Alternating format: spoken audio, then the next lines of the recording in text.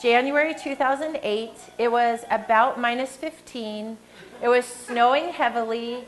There was about 2 or 3 feet of snow on the ground, and you couldn't have wiped the smiles off our face. We were so excited to test out our new curriculum with our dogs on a hike that we went on. And all of us were pretty hardy, and we punch-holed through some snow for quite a few hours, and we stayed out as long as we could to test out the different behaviors we were thinking about using. So the first behavior we're going to do is called between. And between is the behavior where we place a dog in between our legs so they have a defined place to be. We do this in freestyle a lot. We do this in our agility classes a lot. But what it is we have these 2 stanchions right here. The dogs in between, they have a defined place. When you're on a trail and there's something that they're alerting to and you don't know what it is, if you put their leash on and you ask them to go between, they have a defined space. It's not like, why is this dirt different from this dirt? They have a defined space, whether it's horse packers coming in your direction, goat packers coming in your direction. So let's ask everyone to lay down, and we're just looking for deeper settle when they're in the down. If they pop up, no big deal. Just reward them again.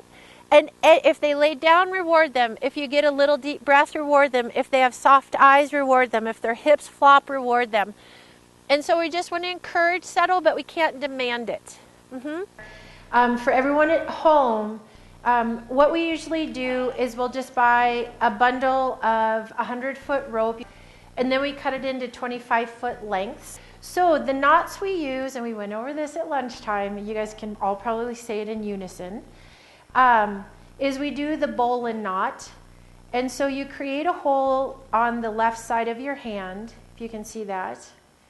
And then with the free end on your right hand, the bunny comes out of the hole, around the tree, and back in the hole.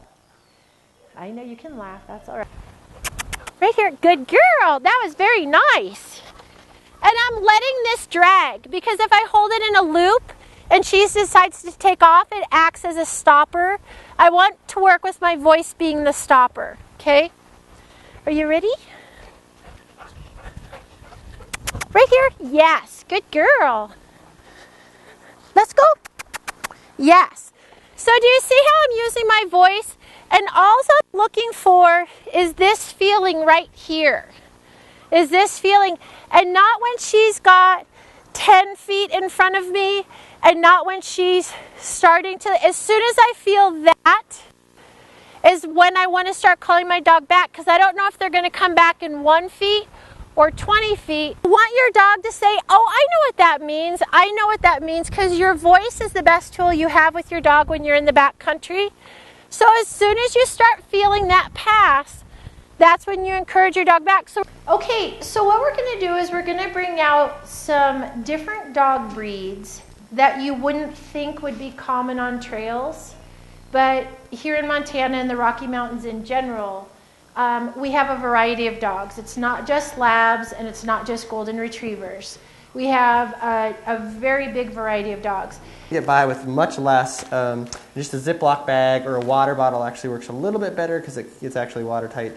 But Ziploc bag. And what I think you need, just in any basic kit, is gloves. You know, if you're going to be just with your friends and family, you're probably not so worried about protecting yourself, but chances are it'll probably be somebody else that you come across that might. Usually these two things combined is probably enough to stop a vast majority of your bleeds, but if you kind of put some pressure on there, and I kind of like it to be nice and bulky. You can see how that gauze on there is sort of bulky, and that kind of makes it well aimed. Does that make sense? So then that's where most of my pressure is going. And I could just wrap this around. Hopefully it stops the bleeding. And then the ankle, so this is going to be kind of depending on the situation. If they're not able, what's your name? Sorry, Krista. Krista. So if Krista's not able to bear weight on this, I don't want her to like be in more pain and potentially cause more damage to her ankle. So what I want to do is find some sort of walking stick, get something that she could walk with. And then I want to try to stabilize her ankle as best I can.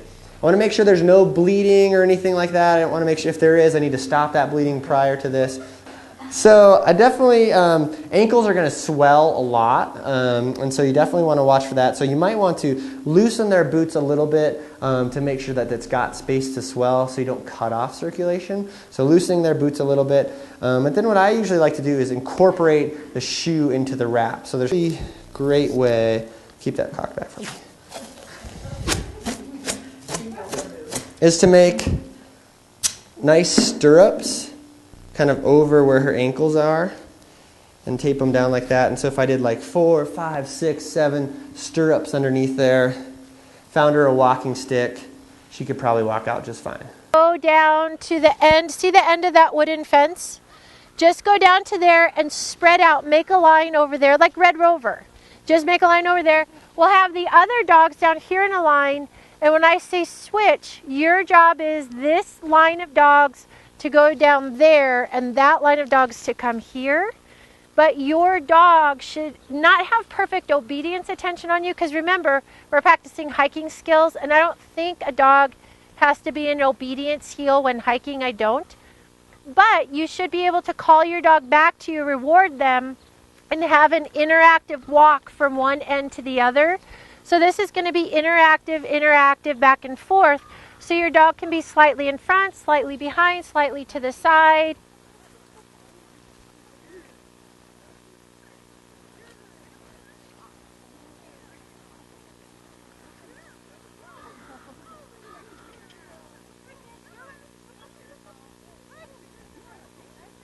Workshop. It turns out that a lot of states have problems with trapping and dogs. A lot of states have problems with wildlife and dogs and trappers and hunters. So it's not specific or unique to Montana, but because we live here, I'll kind of give you the laws, and they're actually pretty similar because we don't know how many traps are actually out there. I didn't have to sign anything at Murdoch's to buy these, 20 bucks each. I had to sign nothing to buy these. I just went in and bought them. So that's something really important to remember with that. And waterways for anglers and fishermen, they recommend that you watch, because waterways are a #1 area. And how you open these is you put your foot on either edge. Yep. There you go. And just press down. And that's how you open this and set it. Wait, hold on. Who said that? No, don't. No, step down. Step down. Yeah. Okay. So that's totally open. How much pressure on your feet did you have to do? Not a lot. Not a lot? Okay. Okay, you can let go with one. Okay. Now do it with your hands. How much pressure was that? Okay. Now. Okay. So you're over there tying your shoe. Go ahead, tie your shoe for real. Oh my God! Oh my God! I've got caught! Oh my God! Oh my God! This hurts so bad!